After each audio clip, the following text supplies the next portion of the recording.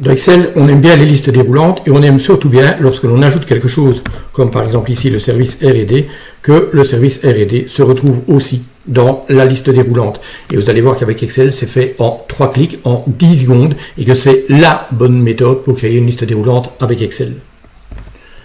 Et en plus, c'est une technique qui permet de créer correctement son classeur Excel en mettant les tables de données dans certaines feuilles et les listes déroulantes dans d'autres feuilles. On ne trouvera normalement jamais les listes déroulantes sur la même feuille que les tables qui les alimentent. Pour ça, bien sûr, on s'appuie sur une table de données ou un tableau structuré.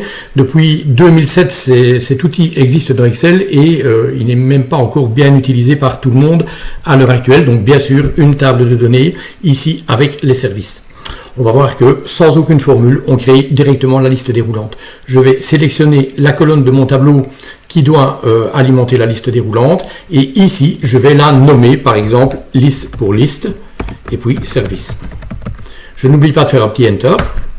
Et maintenant, ma plage nommée est créée et je vais pouvoir l'utiliser en quelques clics dans une liste déroulante. Si je vais maintenant sur une autre feuille, et qu'ici je prends une liste déroulante, donc données, validation de données, je viens ici, je choisis liste, je me mets ici, F3, je récupère la liste des services, je dis OK, et j'ai ma liste déroulante. Plus simple, je n'ai pas en magasin.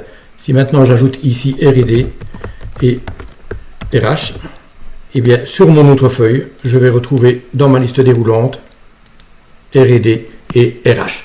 Fin de la démo.